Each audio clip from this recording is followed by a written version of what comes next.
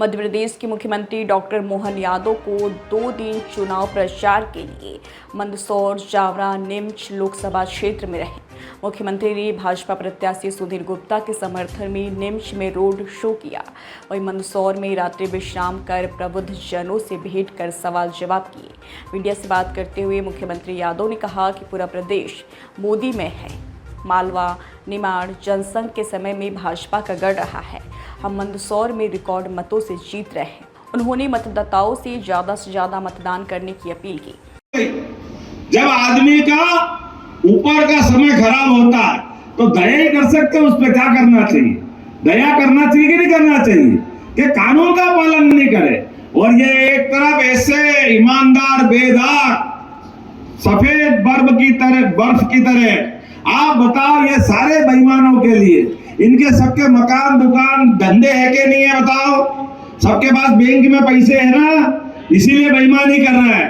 एक तरफ ये सारे बेईमान और एक तरफ हमारा बिल्कुल ये भगवान सूर्य देवता की तरह जो 24 घंटे जलते हैं, लेकिन जलने के बाद पूरे पृथ्वी को जीवन देते हैं, सारी सृष्टि को जीवन देते हैं, लेकिन तिल तिल करके जलते हैं। ऐसे हमारे अपने उदार प्रधानमंत्री, विश्व के सबसे लोकप्रिय मंत्री, पूरे देश में कोई एक भी मकान उनका है क्या? बताना जरा। मोदी जी के नाम पे कोई मकान है क्या? मोदी जी के नाम पे कोई जमीन है क्या? मोदी जी का कोई बाल बच्चा है क्या? वो किसके लिए जी रहा है? ये पूरे 142 करोड़ लोगों के लिए जी रहे हैं। आप सबके लिए जी रहा है। उनका जीना भी उसी के समान है जैसे हमारे देवी देवताओं का जीना होता है। वो संसार में सही व्यवस्थाओं के लिए देवी देवता आशीर्वाद देते हैं और ये भक्त, राम भक्त अपना जीवन देशवासियों के लिए जी रहे हैं। इन बेईमानों से लड़ने के लिए जी रहे हैं। उनकी सरकार बनना ये उनके जरूरी नहीं, ये हम सबके लिए जरूरी है कि नहीं? ताली बजा के बताना अगर बात सही है तो। भगवान पशुपतिनाथ की नगरी मंदसौर, नीमच लोकसभा क्षेत्र में मैं कल से लगातार हूँ। मुझे इस बात की प्रसन्नता है, कल हमने नीमच में रोड शो किया, आज प्रबुद्ध नागरिकों की यहाँ मीटिंग की। यहाँ से मल्हारगढ़, सामगढ़, भानपुरा ऐसे कुछ स्थान पर मैं जाने वाला हूँ।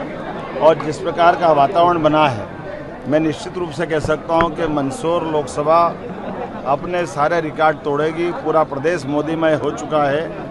माननीय मोदी जी के नेतृत्व में जिस प्रकार से जनता अप्रिशिएट कर रही है, कल तीसरे चरण के चुनाव तक अब हमारी केवल 8 लोकसभा बची है और अभी तक के सारे तीनों चरण की सभी सीटें हम जीतने की स्थिति में पहुंचे हैं। और निश्चित तौर से बाकी बचा हुआ मालवा, इंदौर और उज्जैन संभाग, ये तो सदैव निमाड़ से लगा करके मालवा तक हमेशा से जनसंघ के ज़माने से भाजपा का कर रहा है।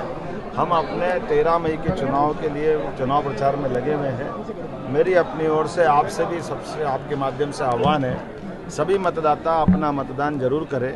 और जिस प्रकार का मोदी जी का अपना काम करने का तरीका है, सारी जनता है हमारे सबके बीच में हमारे साथ रहेगी। बहुत धन्यवाद।